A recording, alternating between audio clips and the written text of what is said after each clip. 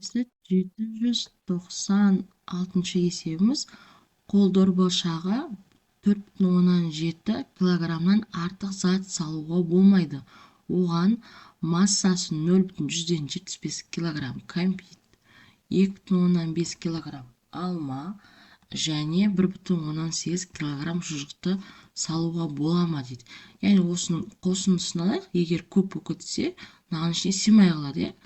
Сонда біріншісі 0,175 қосамыз 2,5 қосылған 1,8.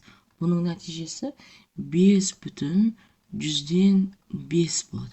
Яғни салыстырайық. Оған салуға болады 4,7 килограмм, біздікі 5,5 болды. Яғни асып кетті. Яғни 4,7 кіші бізде 5,5 санынан. Сонда біріншісін салуға болмайды екен. Келесі екіншісіне қарайық.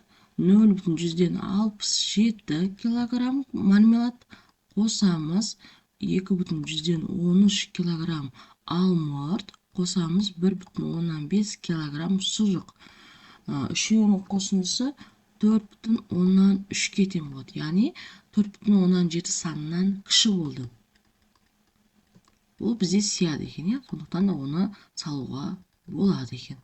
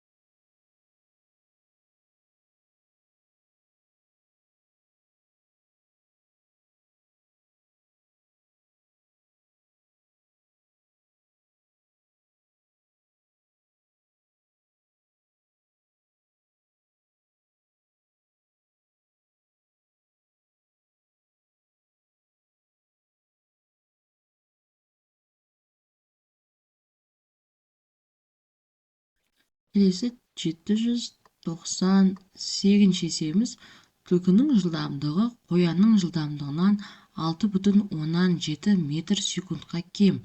Бүркіттің жылдамдығы қоянның жылдамдығынан 19,4 метр секундқа артық. Егер түлкінің жылдамдығы 10 метр секунд болса дейді. Онда түлкін көпсе 10 метр секунд екен болса, бүркіттің жылдамдығы қандай? Түлкінің жылдамдығы қоянның жылдамдығынан 6,7 метр секундқа кем дейді. Сонда қоянның жылдамдығын табу үшін 10 метр секундқа қосамыз 6,7 метр секундты. Оның нәтижесі 16,7 метр секунд болады екен. Яғни қоянның жылдамдығы. Ал бүркіттің жылдамдығы қоянның жылдамдығынан 19,4 метр секундқа артық дейді. Бүркіттікін табу үшін 16,7 метр секундқа қосайық 19,4 метр секундты. Нәтижесі тең болады екен 36,1 метр секунд. Сонда бүркіттің жылдамдығы 36,1 метр секундқа тең екен. Келесі 799 есебіміз сүт 2 ыдысқа құйылған. Бірінші ыдыстағы сүт 5,4 литр. Бірінші ыдыстан 1,2 литр сүтті екінші ыдысқа құйғанда дейді. Сонда 5,4 литрден алып тастаймыз 1,2 литрді. Оның нәтижесі 4,2 литр. Ол бізде бірінші ыдыстағы. Екінші ыдыстағы сүт бірінші ыдыстағы қалған сүттен 2,8 литр артық болды дейді. Сонда 4,2 литр қосылған 2,8 литр. Оның нәтижесі 7 литрге тең болады. Яғни, мынау бізде екінші ыдыстағы сүтіміз, мынау бірінші ыдыстағы сүтіміз. Екінші ыдыстағы сүт, бірінші ыдыстағы қалған сүттен 2,8 литр артық болды. Алғашқыда екі ыдыста неше литр сүт болған деді. Енді 7 литр болса, екінші ыдыста, одан алып тастаймыз 1,2 литрді, нәтижесі 5,8 литр болған екен. Ол бізде А жауабы. Келесі 800-ші есебіміз: қосылғыштарды сағат есебімен ондық бөлшекпен өрнектеп алып қосындыны табыңыздар дейді. Біріншісі 1 сағат 30 минут, оны сағатқа айналдыратын болсақ 1,5 сағат болады. Қосылған 45 минутымыз ол 0,175 сағатқа тең.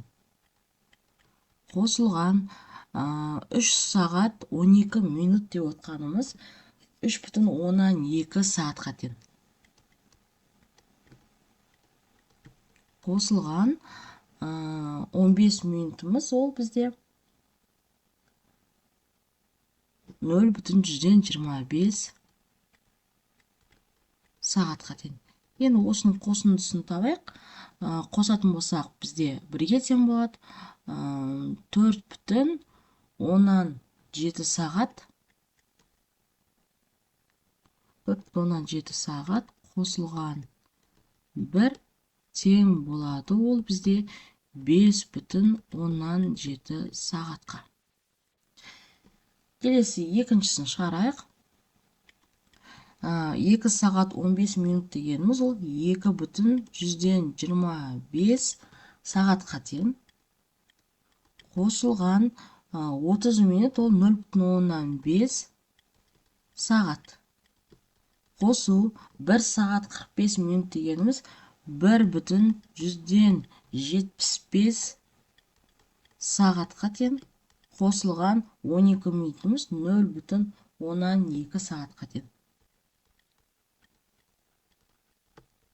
Қосындысын табатын болсақ, 3 4-ке тең болады. 4-ке мынаны қосатын болсақ 4,17 сағатқа тең болады.